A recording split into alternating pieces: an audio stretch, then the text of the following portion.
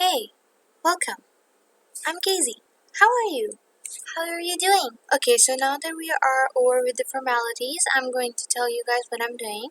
And what I'm doing is that I'm going in with a white colored pencil to burnish a area that I don't want my watercolor to be on, if that makes sense. I'm drawing a sun and a moon on the right and left side, and I like to call this piece light and night because they rhyme, okay? And I like the words that rhyme. And day and night does not rhyme, so I chose light and night. Use your imagination, okay? Just burnish it and you will not get the water paint on it, and even if you do, you can just wipe it off because it makes a layer between the paper and the watercolor. So the watercolor does not go on that. For this piece, all you need is some watercolors which are in dark or light blue, or you can use just dark blue if you have, and you can add a little bit more water to make it light blue. And I just show you the colors that I'm gonna use a little bit. On the night side, I'm going to use violet, blue, and black. That's it. I'm just going to use these colors, and make sure that you do water. Make sure that you do wet and wet technique because it helps, and make sure that your water does not spill like mine did on the other side of the paper, because that will just ruin your drawing, and then you will have to throw it away, which will hurt your feelings, and then you will be disappointed, and no one wants that. So make sure you only wet one side of the paper at one time, okay? Look at that. Okay, so now that I have done wetting the paper, on the right side, which is gonna be the night side, and I'm going in with the couplet blue color, and that's it. And I'm gonna use wet and wet technique, and make sure that you work on layers. I didn't put black on when it was wet. I used black on the when the layers were dry, and I used purple when they were wet. The blue were wet because I wanted that way, because I wanted them to blend into each other, which was really nice.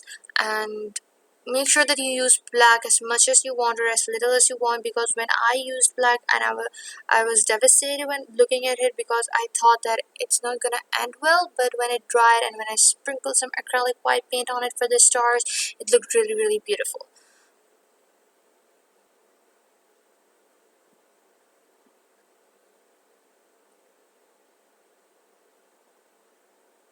The blue was dried before I did, and I did not wet the whole paper again because I didn't wanted that. What I did was to wet my brush before and did not dry it, not even a little bit, and put the paint on it, which gave me this kind of really watery effect that I wanted without messing the lower layer. And I'm stammering. I'm sorry. Go in with the tissue because I thought my black was gonna ruin it, but I went in with the tissue, which was a really great decision because it looked like a foggy thing, which I didn't have in mind to create, but it did, and I ended up liking it. So that's the thing that I like the most about it. The night was kind of foggy.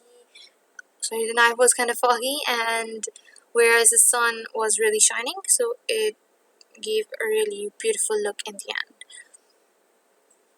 Make sure that you leave some areas light, because you don't want to go all black or all dark with blue or purple, because it will just ruin the whole look, because the tree itself should be popping out more than the actual backgrounds.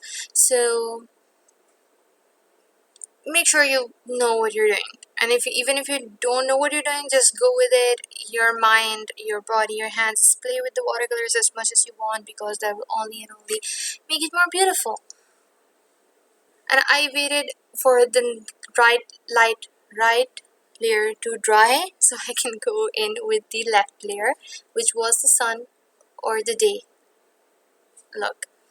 I went in with a yellow and orange. You can see it in like a little muddy thing. I forgot exactly what shade it is, but it was that, and I used that orange and that yellow. I'm using that yellow. I didn't use any bright yellow because I didn't want that look, but it did give a bright yellow look in the end because I used a lot of water and added orange, and crimson red. I used that one too. That little, you can see this little bit on the side. That's crimson red color, which I'm gonna use. No, actually, I did not use orange. That's it. I actually didn't use orange. I used only these two colors, red and this muddy kind of orange, yellow, sorry. And it did give me a look kind of orange, red, and yellow, and it ended really beautiful. So yeah, now you can see that it looks like I am using. You see, watercolor isn't is letting or isn't. mm, And I can't speak right. Watercolor isn't setting on the area that I burnished with my pencil, and now I'm going with the black watercolor to make a tree.